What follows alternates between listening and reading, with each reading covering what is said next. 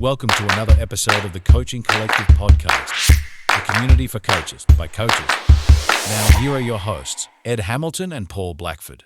But these have been great because, like, even though you said at the start that we haven't had a chance to catch up and have a yarn about anything. And this is what me and Paulie were saying at the start of like setting out in this little venture or passion project to like call up an opportunity to reconnect with some people. Like I hadn't talked to Dan. I hadn't even talked to Dan in ages. I hadn't talked to Carter or Sammy and then opening up opportunities to come and have more chats with people around what this is around coaching and having a yarn about the thing is that we all do. So I said to Maddie, because like, I think the biggest segregation that we've got in the fitness industry is that we don't all communicate as much as we should. And for some reason feel like we can't. Yeah.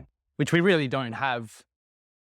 There is no reason for that. Yeah. At all, ever. You said that when we were chatting at the summit. Yeah, it's you crazy. Said to me, Marty and I, and it was just a comment you made about, this has been really good. We should do this more often. It's, we're so close. I literally drive past here every day and we don't. Yeah, I don't know why. We just live in our bubble. I think it happens because we are all, until we do, and I've said this to Dan, until we do genuinely find our unique selling point, we're sitting there self-exploit. This whole thing of everyone being a coach is me search is equals research, right? Not too many people niche out what they're doing, which we'll get to when we talk about the books and all that sort of stuff. Is like, we all have this thing going like, well, how did you end up down this path? Or I had this thing happen to me, and now I have a passion about doing this so that other people who don't find the knowledge or can't find the knowledge. And I think what happens is we have that problem until we do have, of opening up and wanting to connect and stuff, until we can honestly just say, well, that person's not actually doing the same thing as me. So you go do that thing and then you go do that thing. And then when people need me, they can come to me. And then as once you've been in this a lot longer too, you can start to just go, well, you're for everybody. You're for anybody, but you're actually not for everybody. Yeah. And that's the other thing I think is really difficult. I think that's why we all don't talk as much as we should. Yeah. It's like subliminal competition, subliminal competitiveness. It's like a competitive advantage. I don't know. Maybe we've been dealing with some newer coaches lately. But I feel like this is an interesting thing, and maybe you bring it up at the start of this, and we'll get into introducing Scott in a second on the podcast. But this has happened again. But it's that mentality is interesting. I think a little bit different for me and Paul, and see what you reckon of this. But because we don't run our own brick and mortars, we are inside a gym. That like competitiveness, and I don't know whether it's just like from the environment, whatever, at the movement, but like, do you have that as a gym owner? There is the competition with the surrounding like gyms. Does that innately think of that? Or I used to have that problem. So I used to have that problem. It was a conversation I was having with Marty when we did go to the summit, because obviously Marty's had what happened to him happen, right? And I was like, oh, mate, I get it. Like when we opened Vasse Strength and Conditioning, one of the things that we did was basically, because I was at CrossFit Southwest and they gave me a lot, but they couldn't give me what I needed for the future. And then someone came to me with an opportunity to open this place. From there, you end up burning some bridges because you have to take those steps, and people don't get it, because with that came then the demise and the destruction of CrossFit Southwest. Because me being their head coach in Bustleton and having a lot of stronghold over Dunsborough, probably should have communicated a lot better what I was thinking, what we were doing. And we did go back door to open a place like this, but we never did it unintegrally either. Yeah, and then I think I was having that conversation too. At that point too, even Cal had to give me a phone call and say, stop telling people what your prices, stop trying to get prices to my people. And I'm like, that's not happening, because we were the fresh kid on the block and I'm excited, everyone's excited. And this would have happened with you guys down at the movement when all of the competitors open. Yeah, for sure. Everyone gets this bright lights, flashy new thing, early adopter, blah, blah, let's go try it. Like we've seen it here. You've got Fit Stop, you've got Strong, you've got when World's Gym opened. We keep going. We've seen it now with a couple of the new Pilates places opening, doing stuff. It's like we get people who leave here to go do Pilates and then they come back and they go, I was never as fit as what I was when I trained with you. And I'm not a grass is greener kind of guy. Like I've never dabbled in anything else but what I do. Yeah.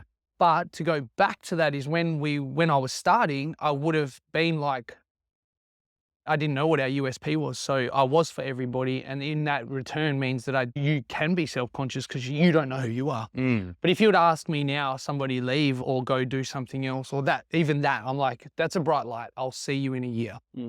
Okay. And we see that all the time now. You guys in the movement 100% would see that or would be seeing that now. People, they move building to the new one. And all of a sudden people are just going like, I love this place. You could have loved this place before. Yeah. But now like, I don't know, that's early adopter stuff, man. That is just early adopter stuff. Yeah. And that's human nature, yeah? Human nature. Yeah. And it's psychology and having the mental fortitude to not let that get to you is something you have to learn over time.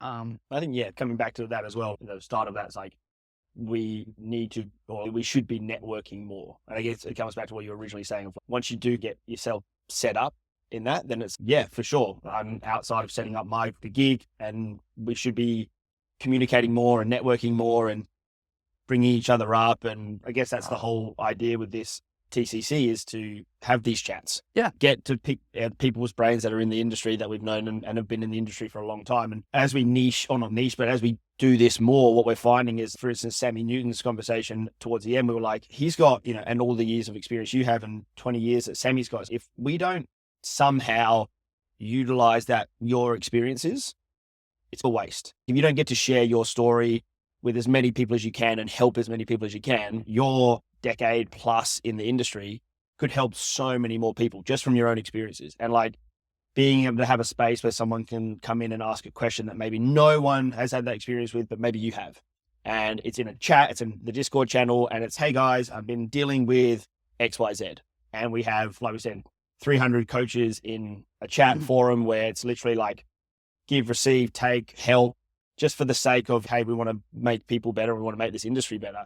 I just think, like, again, this is the reason that we want to have these conversations and spread the word of this is what we're trying to do, because even just from this short 10 minutes of talking, it's like, that you're going to have so much information that I can't wait to kind of listen to and hear, and just from your experiences as well, which is kind of cool. But I think the longer we go, or the more of these that we do, the harder we try and we find it to stick to 40 minutes. Oh yeah.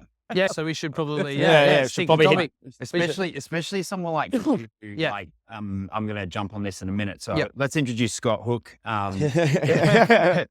owner-operator at Vasse Strength and Conditioning in Vasse, which is really close to where Eddie and I are operating down at the movement. Almost a part of the community, because this little space in between sort of Bosso Dunsey is one very tight little community. And it's super good to have you along today. I think unique in that we haven't interviewed anyone outside of the gym that's been this close yet, as in the Southwest community. So that's really cool. Yeah, Chris on Australian. Yeah. You going to count that? Yeah. Are you going to count Australian? Are we going to count Australian? It's a step. It's a stone throw. Yeah. I don't drive Australian. Yeah. I'll drive the Sorry. Yeah. Sorry. That's like when I was like, this is our first international guest to Sam. And then you're like, we had Carter on. He's in New Zealand. I'm like, oh yeah, shit. But you can already see, like, from, like Eddie said, the 10 minutes that we've just been chatting, there's a lot to tap into here. And I'm going to try and keep us to our little run sheet. Yep, let's go. Yeah. These are the questions that we'd love to know your insight on. Yep. But there are some actual personal things, as in like time that you and I have spent together, that I would like to share and talk about, because I think that was actually pivotal to your direction in regards to the creation of Vasse S&C. Yep. So some things I remember from that chat, which you may not remember. That's all right. I'm going to remind you. All right, let's get into it. So Scotty, what does coaching mean to you? I think that's very unique for starters. I think coaching in general is very unique, depending on how specific. I'll tell you what I think coaching is, but I don't know if it's going to be what everybody else thinks coaching is. Oh no, we 100%. So we want you. Yeah. So my what I believe it is that we are just the nurturers and the handholders, and we're creating autonomy for people to be able to start to develop their own self-development, their own betterment, and that's where. And we'll get into the nuts and bolts of this, but that's why everything that I think that we do, we're just giving the tools, but I don't actually want them to have to be there. Like, I want them to click in those places without me having to constantly hold their hand or whatever, which is why I don't do anything individual. Yeah.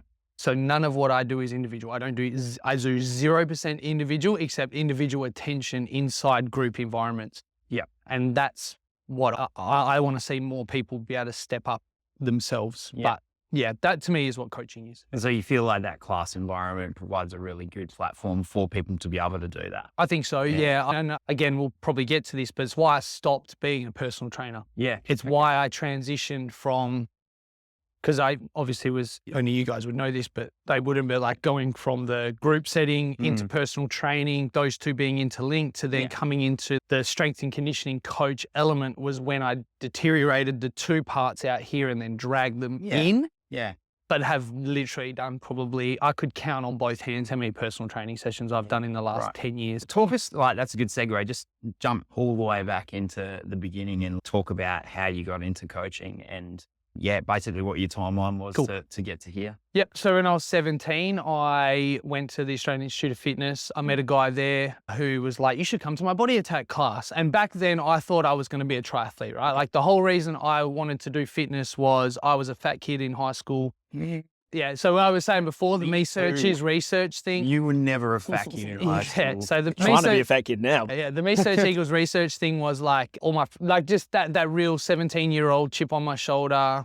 I had a bit of a personal pivot. I was studying engineering at school and then had to one day break my mum's heart and say, I'm going to go actually be a personal trainer. And she was like, I'd done all of the ATAR / whatever we used to call it back then to go to engineering. Changed, went to the Australian Institute of Fitness instead. Did a class, loved it, thought this is it. I'm going to become a body attack instructor. That's all history. Basically became a full-time instructor as a Les Mills instructor, not for them, until way later when I became a trainer presenter for Les Mills. At that point, I was working in the old Zest clubs. Remember those? The ones, which are now Good Lifes. As a manager, I'm really steamrolling this fast. Go. Anyway, and then I realized at that point I was making a lot of money for Good Life / Zest. Yeah. Loved teaching classes. They wanted more of my time, but I could make more money if I became a personal trainer, which I had the qualifications for. Right. So I became a personal trainer and I was able, I was able to start a personal training business inside of Good Life at Bibra Lake with 60 sessions in my first week. And I had to ask, because I was in the group fitness space and was a sales manager, I'd already started to accumulate the leads. And when everyone found out I was becoming a personal trainer, it was super easy for me to convert those people. Right. Plus all the dead leads of people who had left the gym. We used to get the sheets of paper. I could just contact them. They'd be all like, hey, I signed you up. You've left. Would you like to come back? Yeah. Boom. So I had this rotational relationship of memberships and I could have their first induction session. So I had these 60 sessions and I had to walk up to the guy who was the personal training director and go like, how do I even deliver a personal training session? Like, I don't know what I'm doing. So he had to go like, you do one push move and you do, without a word of lie, he was like, you do a push and you do a pull. You do a push and you do a pull. You do some warm-ups and stretches at the start, some basically 6 exercises inside this half-an-hour session, and then you send them on their way. And I was like, okay, like that's fine. And then that was when CrossFit had evolved, was evolving. So you were seeing things like about what, 20, what? About 2010. Yeah, about 2010. Yeah, we're seeing about around 2010. Yeah. You were seeing people do like deadlifts into box jump straddles, or there was nothing uncommon to what you do in a body step class that you would then superset that with some deadlifts or something crazy like that. Yeah. And then you were seeing people start to do more strict pull-ups and muscle-ups inside gyms. Anyway. Yeah. And then I was a Les Mills trainer and presenter with them. So that helped as well. And that's how we would have met that way, because that was the old days of that, of when I used to come down here, do some work at the leisure centre. Yeah. And then long story short, I decided I didn't want to do one-on-one anymore. Yeah. And Madison wanted to come home. Yeah. So we basically moved down here, and CrossFit Southwest had a job, and the rest is history. Okay, cool. So that was, you and I caught up then like really close to that. Yeah. Because I was just starting to get my head in the CrossFit space. I was possibly still in IT, maybe coming into just like starting my certs or something. And I knew that they were affiliating with GLC and so I think they'd done that. Rowan had just bailed, and I was really interested to catch up with you because I knew that you were either going to CrossFit Southwest. Anyway. I'd had a conversation with them. They said, we don't have a spot, but if you move here, we'll be able to find a way. And this might help all these guys. I had to do plasterers labouring. I've had to be a Airbnb cleaner. I had a cleaning business for a while that I did while I was also coaching and at being an athlete. Like I was training, coaching, cleaning Airbnbs. Then I didn't have another job until we opened this. I always had a second job for 2.5 years, 3 years, until we opened this, where I could get enough income because I was able to, because we didn't have owners drawing incomes then. So I was the only coach. I think I got paid $900 a week here when we opened. And we just had, I think we were just about to have Laken.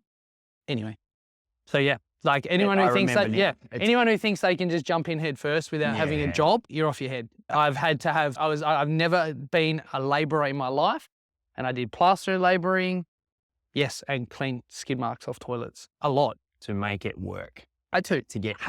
Had to. I know, sorry, I do remember now the chat was actually about your dream of this place, because I think you'd started at Southwest and you had come to the idea that the affiliation wasn't ideal. And so you had this idea of, I'd really love to do that style of training or have a facility with that style of training that wasn't necessarily bound by the CrossFit. Which is where we are now, definitely, which is where we are now and have been for the last 4 years. Yeah. Because I think we were lucky that, we weren't lucky, sorry, we worked hard, but we did have an affiliate. But because we'd already been associated with CrossFit, we could come out and people knew that they would get CrossFit. But once we dropped the name and we changed a few things, it took away the stigma of that being the case. Yeah. I think, and I reckon if I ever opened a CrossFit gym now, it'd be different to what we do here anyway. Okay. It would not be the same thing. And I think they're the two different markets that really do fit differently. And that's what people, because CrossFit is a methodology in itself, not what we're all trying to, we do strength and conditioning here. Yeah. We'll condition you for the sport of CrossFit. Yeah. And now we're even luckier with High Rocks. Like you get to throw that word around and they're not going to come chasing you. Like you strength and conditioning gym will get you ready for CrossFit, High Rocks, sports condition. We're about to move down this line. Sports conditioning on the weekends or life. You can do that now. You can 100% do that because now CrossFit's not going to fund you. It's separating out a little bit when there's like specific sports of fitness coming in. Whereas, CrossFit's like the sport of fitness and High Rocks is like a sport of fitness. Of longer fitness. We can get you ready for that. Or if you like need to get better on the weekend at footy or whatever, come into the gym and this is what this is now for. Whereas I really like that where there was for so long, it would be like if you came into a CrossFit gym, it was like, it did get a bit outrageous at some point where it's like you had to be an athlete. And it was like, whoa, this is just like full on. This is too much for people. If I always said this, if I ever opened a CrossFit gym again, I would always do the CrossFit affiliate programming. I wouldn't bother programming for myself. Yeah, okay. I would just, because that is going to give you exactly what they're supposed to be doing. Yeah. I would walk that talk. I would walk around and do all of the stuff that they said, zone dieting, paleo. I would walk around and just say, you know what? And I would do it for the masses rather than the performance side. I would say, in my opinion, CrossFit the way it's supposed to be done is probably the best way for introductory level fitness, in my opinion. Strength and conditioning, you've got to have that as well, but then you can have the layers on top. Yeah. Because CrossFit might help. It's not going to help you as well get ready for a football game on the weekend, more so than it is functionality in everyday life. Yeah. In my opinion, anyway. And I think that's where people go wrong with CrossFit gyms. Strength and conditioning gyms, I program, right? I could affiliate if I want to, but I think I would do a disservice to what we're trying to create with that. Yeah. Given the extraordinary stuff we're trying to now talk about, I think, that's what I would do anyway. My only thought for you guys is like, because you do compete and you do like to compete or have members who compete, does that impact your ability to do, just knowing that there are competitions out there that are affiliates only? No, because then we just turn around and say, we didn't buy that ticket. It's just, we didn't buy that ticket. And it's true. Yeah. So our guys know they can't do the affiliate cup because we're not affiliated. It's part of the source. It's unfortunately a thing that we signed up for, but can we then go to other team events? Will something else pop up? Could we take a team to High Rocks and blitz that if we wanted to? Yes, we could. Yeah. I don't think you'll see the affiliate cup it's probably in trouble for that. But like, I think you'll see that. I think that's what CrossFit's holding on to, right? But they're not doing CrossFit. They're doing strength and conditioning, and then competing at things like CrossFit isn't the CrossFit Games, yes, but CrossFit should not be competitive. It's not, unless it's you versus you, and that's the missed link. That's the misinterpreted side of it. I honestly think that's great. That's actually. I think we would agree, right? So I think it was last week, Matt Fraser programmed for, and I check CrossFit.com's programming regularly, but Matt Fraser did the programming for them, and some of those workouts, you're like, cool, there's a bit of high volume there. There was some snatches after some snatches, and then there was some primers, and then, but again, like all of it is, one day was build to a heavy triple on strict press. That can be a whole day's workout. And for some people, it should be. But the industry's also sold us that we need more volume, which is also another problem we're all dealing with. But that's a whole nother. I feel like I'm going to bring it right back to the start because there's so much to kind of unpack. Yeah, sorry. Yeah, no, I'll do this. That's good. You do that. But bring it back. Yeah. Because what you were just saying there in regards is kind of in the 180 as to what you said coaching is for you. Like, you can tell how passionate you are. You can tell that you've tried a lot of things. You've had a lot of experiences. You've got opinions on those things, but coming back in, it's like the 180 is that you said at the start that you don't want people to be dependent on you. And I feel, and correct me, but like you seek out to offer a lot of education and inform people around the decisions that they're going to be making and what they do here and what they're going to get here and what you're going to get somewhere else. And then, like you said, it's cool. You can go and make a decision for yourself. If you want to stay here, this is what you're going to do.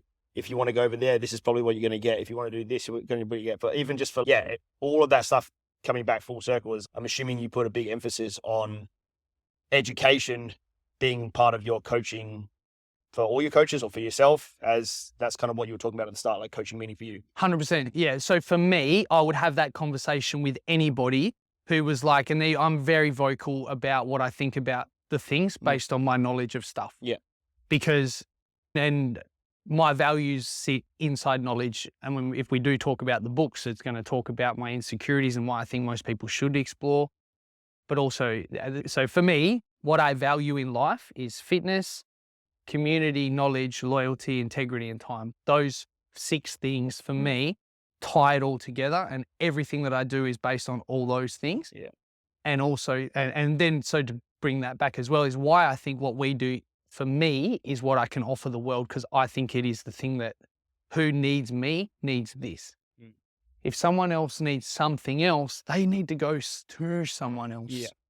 And to go all the way back to the start. That's the thing I think young coaches don't understand yet, is they don't know where they sit inside of that. Yeah. They do not understand where they sit inside of what am I offering to the table? What am I bringing to the table?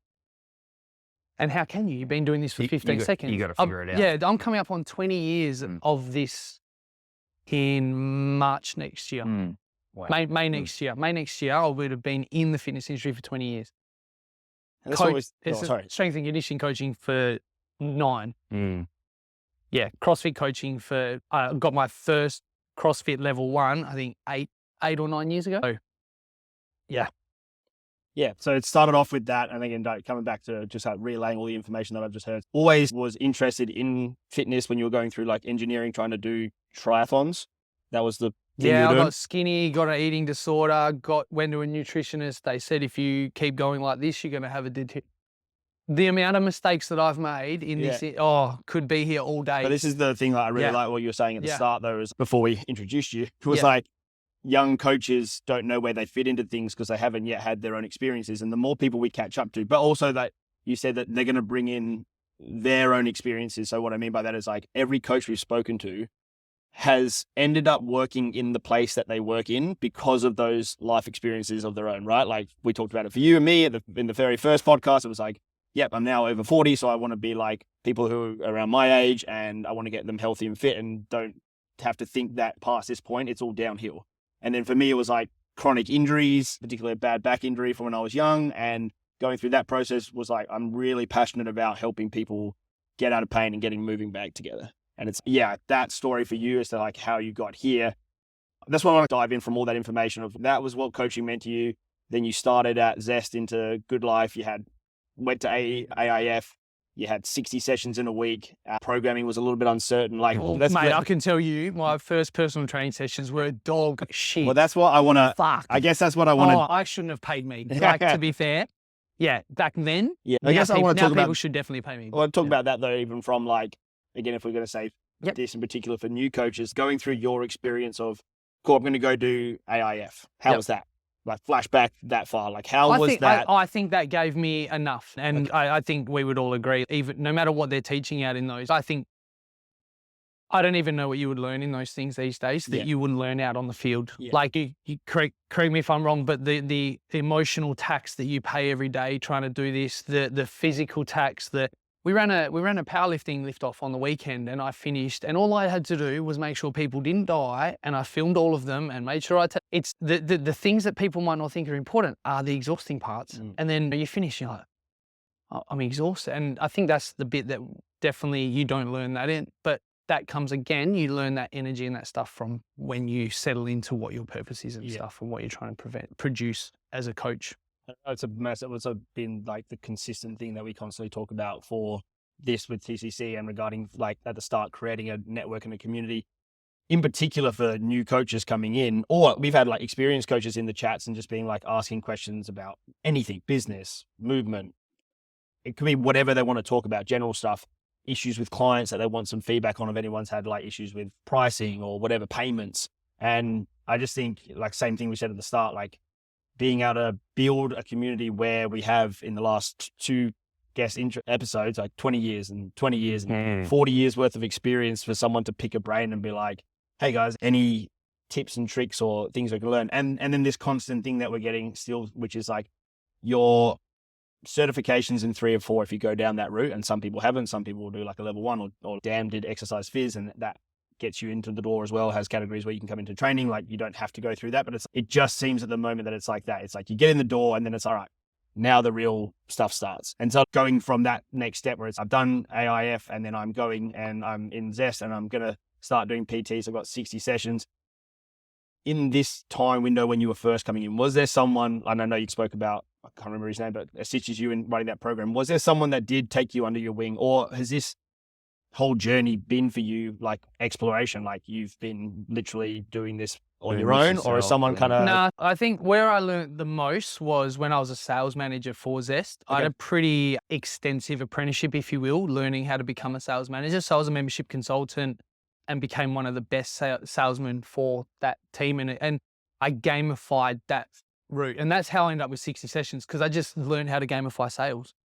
And then yeah, that's all the secret was. Like, and that's what I mean. I knew how to get leads. I knew how to get sales. It's worse now. Like I'm way not like that now. Like I almost feel bad that in my own business, I'm not as cutthroat as I used to be when it was someone else's business. We're talking 15 years ago now, maybe a little bit less than that, but in Perth, it was, yeah. And then, so I had a pretty good apprenticeship there, and then but that apprenticeship's never stopped either. I could honestly say, and that's how we ended up with so many things that we do now. We had getting Dan, that was important because and he's even still picks me up on it. I have this big overarching viewpoint, but then can very easily not. And that's why I have to be like, I'm glad that you said, oh, you're very particular with your time, right? So, yeah, because I can very easily not be. And I have for a long time not been. And then I've got this guy, and I always say this, and Dan put this out there too. There's me, and I said this to you just before we started. I believe I'm a technician. I love this. I'm good at writing. I believe I'm good at producing a good product. But then I need a manager above me, and I have 2. So I use Dan every week as a business mentor, but then I have my bookkeeper. That lady gets a phone call way more often than she should. Like they're the 2 employees that no one would even know that we have. And they get paid weekly to talk to me for half an hour to an hour a week. Because another couple of things that we can discuss as well, like I'm only just come out of legal bankruptcy. I actually don't own the gym. Madison has to own it because I can't own it, because of the mistakes I made running a personal training business that had a lot of money coming in, but not the business side of how to do things. And we could run 3 podcasts about the mistakes I've made. Now you're all sitting there going, we don't even have enough time in some Yeah, fuck, how did you do this? But these are the realities of the things of if I could grab now kids and just say, look, you need to learn how to run a business, and that's not going to happen overnight. And I don't think they would even listen until they are 37. And you guys would agree, you have kids, then all of a sudden you're like, okay, am I going to do this or am I going to go drive trucks? I'm going to stop here and say, yeah, Scott's a really smart guy. And for the reasons that you just listen to him talking about how valuable those mentorships are for you. So whoever held your hand moving into that sales position and learning the ropes on the sales role that you're talking about, and then progression all the way through to, and you do talk about your relationship with Dan a lot. And I did see, either he mentioned it or I saw on the socials that he is the unseen employee of Vasse Strength. That's how I see that relationship. Yeah, which is really cool because you've identified weaknesses that you have that are fulfilled by him and his skill set, as well as your bookkeeper as well. That's actually super cool. Because when we're running our own businesses, we do this a lot. Chatting to Summer and Charlie even adds, we come into running a personal training business, but running a business has all these different pillars that actually hold up that business. And your experiences, it'd be a rare case where it's actually given you experience and a skill set to tackle every single one of those. Typically, you've got to learn that somehow, or you've got to outsource that, or you've got to learn enough to realize that you have to outsource that. I think just outsource that. I think there's too many people trying to do this at our age. Like I'm 37, 43, 31. Cool. We should still be doing this in 20 to 30 years. Why are we trying to exit out of this so soon? So why do I right now need to get 15 coaches to do that job for me when this is only my view, but I should be here until I'm 50 and literally I'm broken, dead, burnt out, don't want to do it anymore. Here's another thing that other people don't know. The other side is that I'm also studying to be an English teacher, so I have a backup plan after all of this. Let's go. I know, just because that is the other Podcast side. Episode 2. Yeah, I know. But that's the other thing is that's foreshadowing that one day I'm going to wake up and just say, I don't want to do this anymore.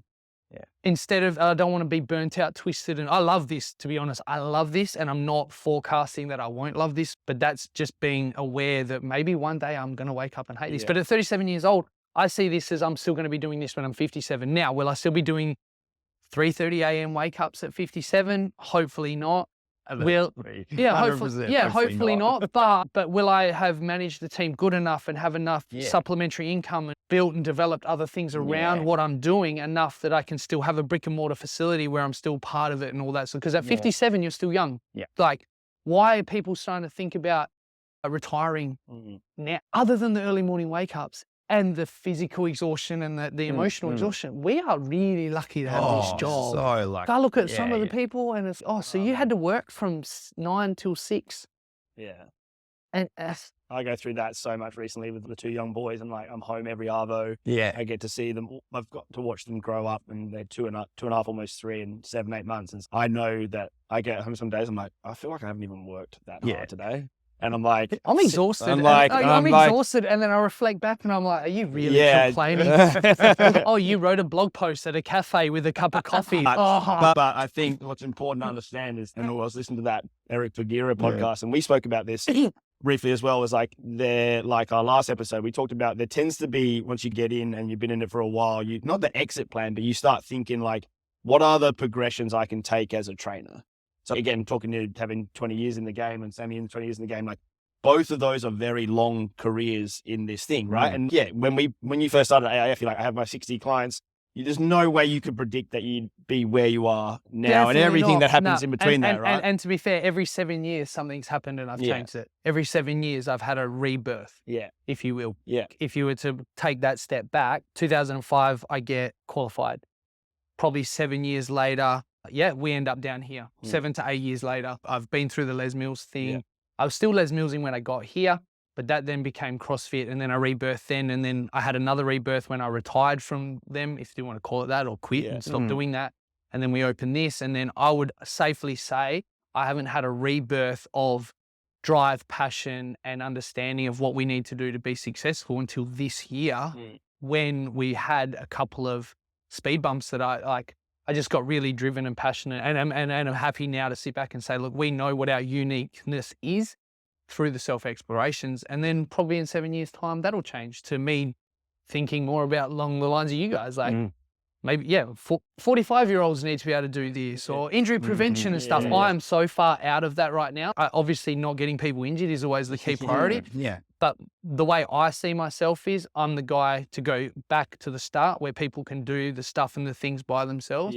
Is I like to think I'm the guy who people have in the back of their head thinking like, oh, Scott would be doing this. Yeah. Well, he gets up at 4 a.m. to read books and he does this, or he manages his time better. I should manage my time better. That to me is I'm the extraordinary coach. I hope that ends up being the message of this guy. I call it toxic positivity. I've read one of your posts around toxic positivity. Yeah, like I hope that's the message I give in the branding, and that's okay. I'm okay with that because that's what I want from people is that they go, oh, it's easy for him because he does this. Okay, cool. You can do it too. Yeah, I think that's one big thing when just doing some research before catching up and going through and having a look at like socials and Instagram and like what's been putting out there and touching on the point, like there is a giant book collection that you have taken time to really self-dive and self-develop. And explain to us how that sort of started. Has it always been something that you've done? Is it something that kind of was born out of an event, or was it just like, naturally kind of progressed? So I'm naturally a negative person. So I would say that I very much lean into the negative confirmation bias. I'm very ill-tempered quickly. I'll snap really fast and then I have to apologize. And again, probably have a bit of a reputation for appearing arrogant. But that's just purely from my own insecurities. In 2020, when we got told that we were non-essentials, I took that so personal to the point like proper mental health problems from being told we were not essential. Yeah. And I didn't know if I wanted to do this anymore, just stuff like that. And that's where I started to realize I'd always been confident. I thought I knew a lot and we'd done well. We'd had 2 years of being able to, and this sounds worse than it's meant to, but we'd suffocated the competitor to be able to stay alive. I'd lost a business partner by then. Basically, we'd lost everything. It was like it just became the me and Sue show at that point in 2020. And then because Madison was dealing with raising the babies and that sort of thing, and then all that, we'd started to explore. And then we get told, you might not have a business again ever because of this COVID-19 pandemic, and you're not essential. But everyone else can go to work. But you guys, and in my head, I started in 2005 because we were essential. We were dealing with obesity epidemic. Like I was still up until 2020, thought we were dealing with an obesity epidemic. I was like, we're trying to stop people from being fat and unhealthy. We're a health business and blah, blah. And then we get told you're unessential. Like you might not even need to be, you can't even open your doors. You can't even go there. And I didn't have the mental fortitude at that point to be like, I didn't know what to do. I honestly didn't know what to do. And I've never been so scared. And I was like, the only thing I could do was turn to books because I was like, someone else has dealt with this shit before. And then that kind of turned into exercise was never hard for me. Obviously, like we love it, right? Like for us, it's like, oh, we're off to go do a workout. All right. And we might not love it every single time we do it, but it's like, you can go on holidays, walk into a gym there and just go, I've got a dumbbell and a piece of floor. Let's go. Let's go. Yeah. But for me, reading was hard. So I sat down and I started I built a habit. It was, I Pomodoro'd it and it just became that. And then that became an unhealthy obsession with trying to buy. I would easily have, I don't even know, I reckon there'd be $10,000 worth of books at my house. So if anyone wants to rob them, go for it. And still now I have a bit of a book ban on myself. I have to be careful. And I've done this, I've got drunk before and then not realized. And a week later ordered 4 books while I was drinking. Oh, wow. And had this order and Maddie's like, what's this delivery? And I'm like, I don't even know. And there'll be 4 books and I'll be like, all right. And that it has gone full circle and become a problem. But I prioritize it because of my insecurities. I don't think I know everything. I like to make sure that if someone has a problem, they can come to me, and I can only find that out through exploration inside pages. If I could have these conversations all day, every day, I would, but I can't. So I have to do that by reading, sitting down and prioritizing. But at the same time, to take it back another step is, for me to bark at people and say, you should be working out at 4:45 before you go to work and no excuses and get out of bed. To me, that's what reading is. all right, I'm going to peel out of bed, make a coffee. Like I get, so days like today, I have to get up at 3:30 to do that. But that to me is, I would hope that they know I do that sort of thing. So that when I'm saying like, don't be a lazy shit. And again, I tie it back to, we can read in the day. We can. Yeah. But that's not helping be a role model from that side. So that's basically that stemmed from that insecurity. It's the above and beyond. So that's interesting because it's a thing in itself. You taking on extra knowledge, prioritizing, I see it as prioritizing growth. You're learning more, and that feeds into your life and your business decisions, coaching decisions, helping a person out. You said it just a moment ago, I want to be able to have the answer for someone when they come and see me. And you might be worried about not being able to do that. And that's driving a lot of your want and need to take on knowledge. But you've built an amazing habit out of it. It's a healthy habit. It could be worse, could be heroin, right? Oh, 100%. Books, it's not like that. Yeah. But the fact that you're doing it at 3:30 in the morning, you're right, that does paint a whole nother picture on this thing. It's, hey, there's this really hard thing that I do. It is hard. It doesn't come to me easy. And I choose to do it at a ridiculous time of the morning, like I'm asking you to consider working out at a ridiculous time in the morning, because it's something that is good for you and you've been integrated into your life. And if you've got a busy life, that early morning time slot is the time that you're going to get it done. And I want to show you that you can do hard things. Yeah, well, that's where the branding, if you will, and like the market share that we want to have, or that I believe that we should have, is that we're extraordinary.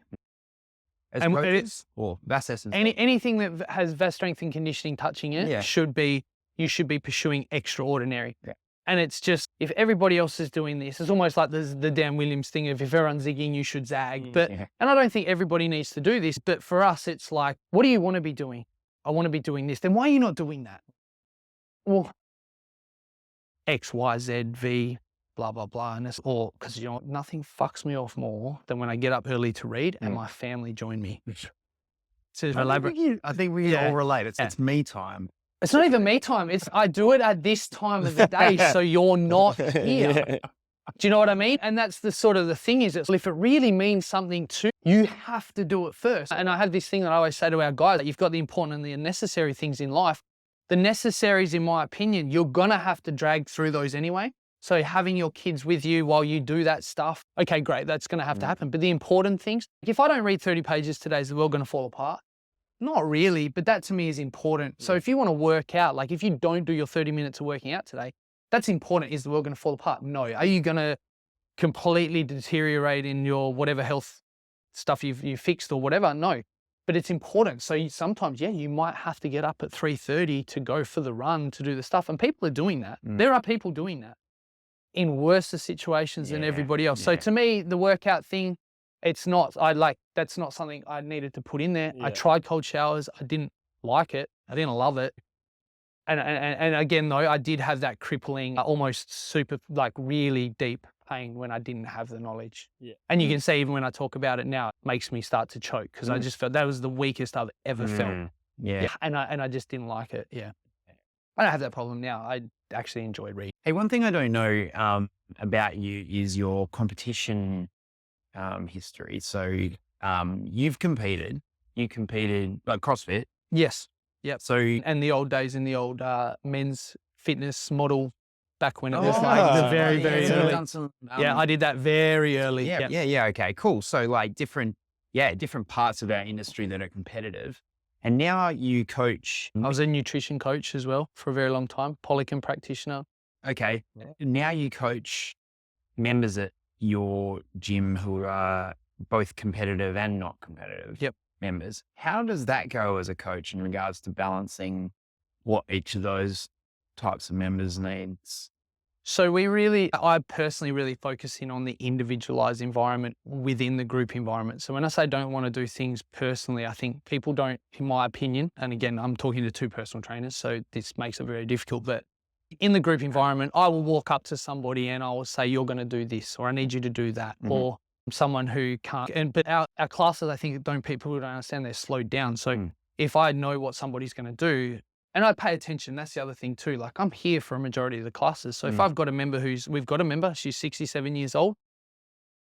and I know that something's going wrong, like she had a sore tricep the other week. It's just a very simple matter of walking over and saying, you're not going to do this. You go stand in the corner for a second. I'm going to get these guys rolling, and then we're going to do this or that. And that's a confidence thing. But the way we do it is you just give the individualized attention. You've got your big dogs that want to do the big dog stuff, and you walk over to the people that are shitting their pants and say, look, you don't need to be doing that. You're going to go do this. It's a very simple conversation. I think what happens with young coaches is that they forget that it's communication is key. But communication, so it's the what's in it for them mentality. Yeah, because correct, people are going to think, and we do still promote it on, because the other side of that is, who says that a 67-year-old shouldn't be doing muscle-ups or can't do muscle-ups? Maybe they shouldn't. Maybe they're not going to. Maybe it's not a big, maybe depending on their training scale, but who's to say that shouldn't be the case? Do they want to? Let's be realistic. Yeah. Let's be realistic. You've got David Hippensteel out there who can't lock out his elbows, but the guy's 65 years old doing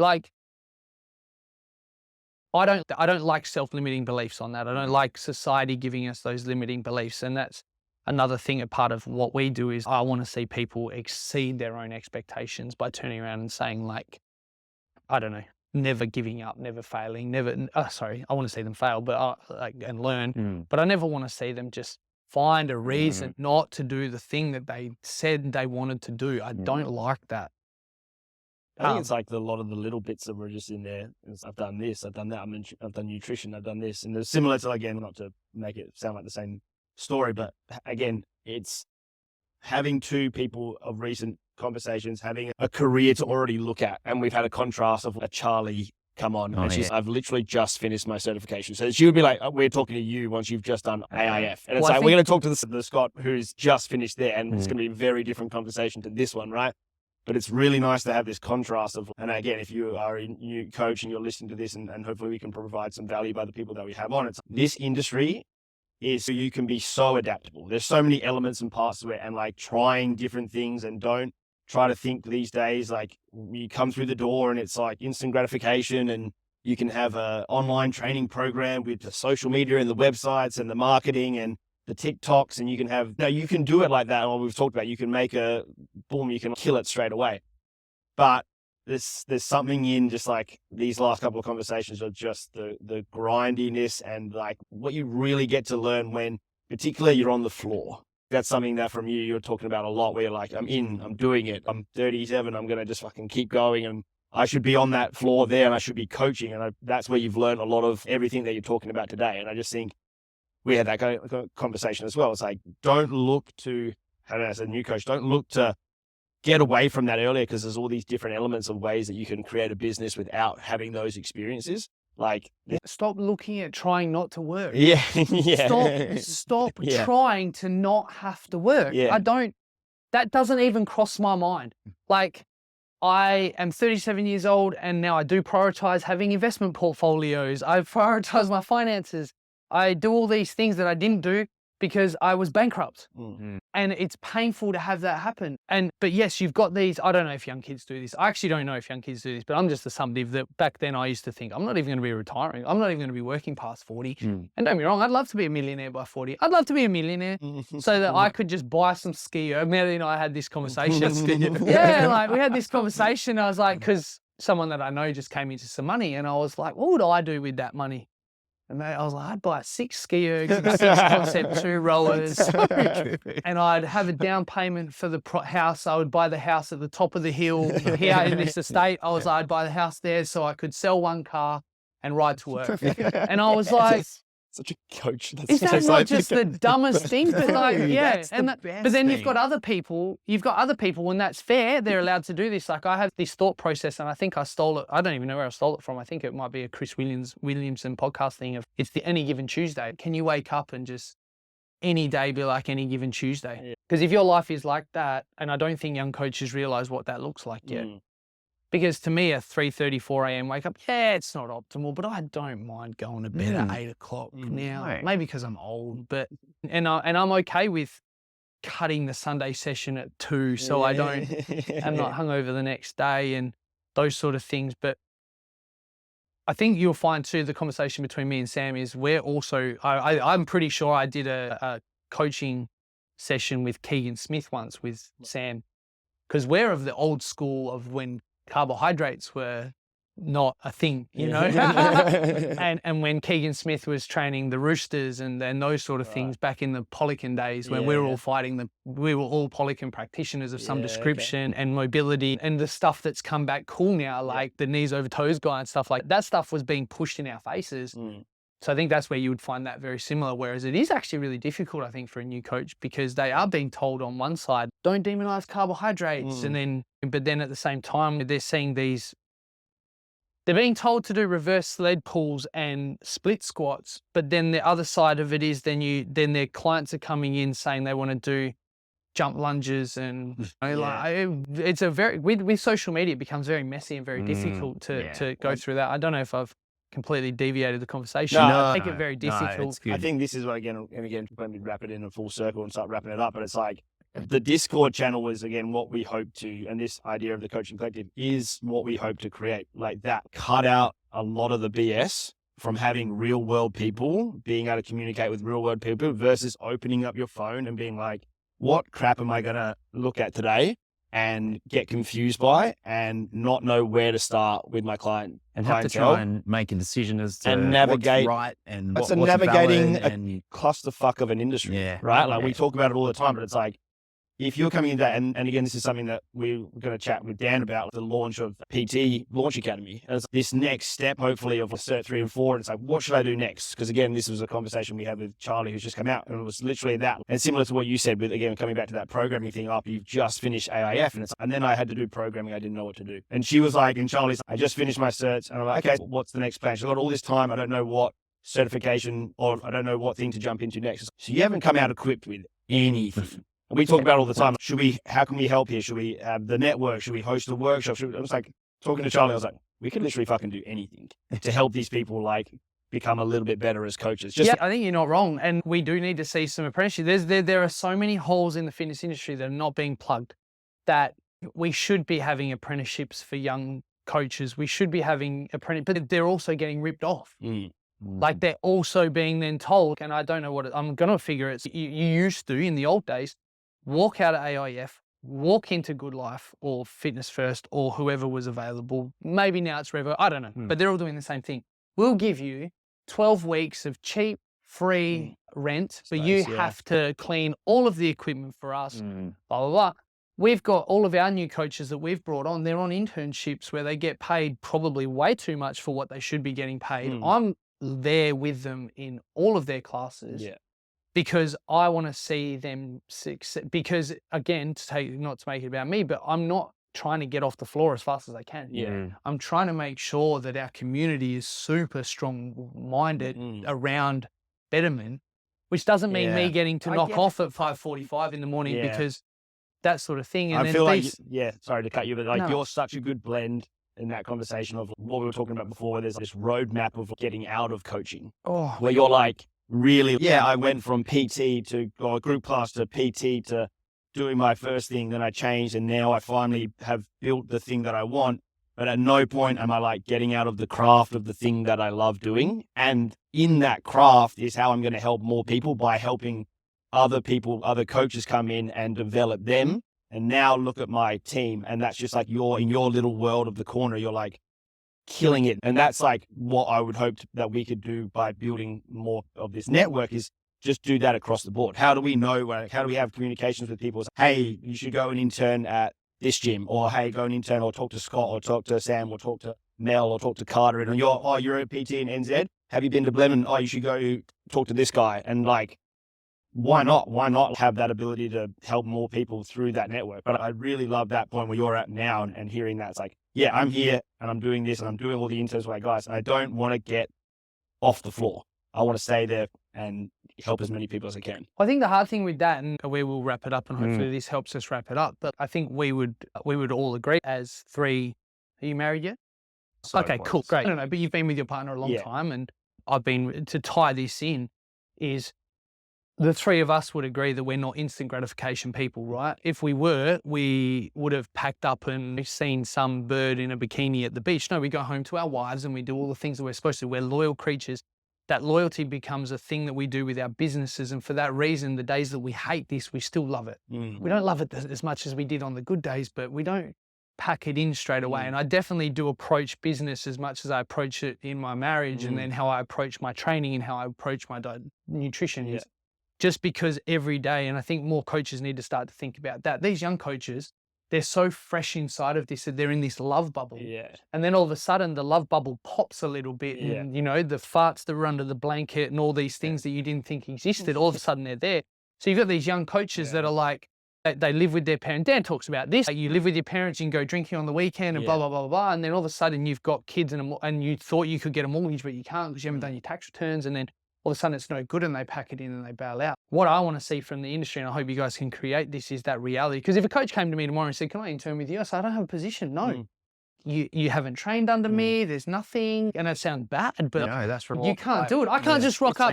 I can't rock up to Cal and Shelby and say, hey guys, 100%. I'm sick of VSC. Can I just come work here? They'd be like, we have a spot, man. You need to really like integrate our coaches. Community. Yes, correct. Yeah. The coaches that we have come now directly from the community. Yeah. That's a really important component. But these young coaches, they need that help as well. But I think I feel like I've had a good apprenticeship, and you guys probably agree, like you've had to do other things and stuff. You've been broke, you've been had good weeks, you've had bad weeks. Middle of August, we're all probably sitting there just going, oh, it's the middle of August. How many people can go to Exmouth in 1 week? Let's test this, let's test this theory. Yeah, 100%. Me too. When I get a phone call from the bookkeeper, why is cash flow so bad? Everyone's in Exmouth? It's August. Yeah. It's August. No one lives here. That is really what we need to see from these people. And hopefully that Discord chat, you can start to say, look, guys, just stay in it, love it, stay loyal to what you believe in. That's, I think, what has been successful for us is that's how I see it. I don't see the grass being greener anywhere unless we're hoping that this grass is dead as fuck. Can be that for, new coaches and all coaches, a place where you can go to share your experiences and find value in that. And a place where you can go if you're new to take on experiences and hope that it helps you access the industry. And that's the thing, there's no direct answer to any question, but it's just experiences. So this quest of chatting with experienced coaches is to just gain more experience in that channel, get more people going through that funnel of being like, now we can answer more questions that me and you couldn't, because we've only had our little tiny experiences in this industry, where someone's going to come in, have something that I have no chance in helping them, but I want to be able to serve that person, to be able to help them. So how do we do that? Get more people into a small space, and like all of a sudden we can start helping with that. But anyway, do you want to wrap it up? Scotty, rapid fire. Ready? One thing in the industry that you would change or improve? I think it's everything we just have discussed. We always do that. We've already covered it. Yeah, I think exactly what we're saying now. I think we just need to see a longer term approach to this system. I don't know how to fix it. I don't know. I honestly don't know how to solve this problem. I've done so much work to get to here that if people think, the people out there who are going to watch this have no idea who I am, I can honestly say probably until this year, most of us can probably just shop in the shopping center quite easily and no one know who we are, right? And that's not the goal. Like, that's not what we want. And we've got the younger people in the industry coming through with this social media platform, moving to online coaching because they don't want to be in the trenches. I don't want to see that from them. I don't want to see more brick and mortar. I don't want to see that. I want to see better brick and mortar. To make a long answer out of a short question, we see it too much with coffee shops. We're seeing too many businesses open and closed where we could probably, I think the movement have done it right, but you guys have a good team there that are able to do your things and help that whole community flourish. I don't know the nuts and the bolts of it or how it all works, but you can see that if the more that you can just start to evolve those sort of things, and then hopefully this young girl comes in and they can, she can amalgamate into the community and bring her people in. And then all of a sudden you've got this hub of people doing that. It's like having a good coffee shop where everyone just goes there. Imagine if you had 3 really good baristas at one coffee shop instead of 3 baristas in 3 coffee shops. If you can see 5 or 6 coaches in one area, all, again, not trying to get the fuck off the floor, actually trying to be in there and just servicing everybody and letting their other bits and learn how to run a business and learn how to brand and market themselves and where they stand and all that stuff. If I could see one thing in the industry, it would be that. And as someone who's felt like in the industry, I have segregated myself because of that. I think what you guys are doing is the right thing, to start to break those barriers down and just say, look, you know what, be so not ingrained in what you do that you really cannot be. You are for anybody, but you are not for everybody. You can't be. And I would love to see the instant gratification, grass is greener bullshit that we see in society just dissolve and disappear. But I don't think I can do that. If I become the president of the world, that's what I'm going to. That's like Donald Trump. Yeah.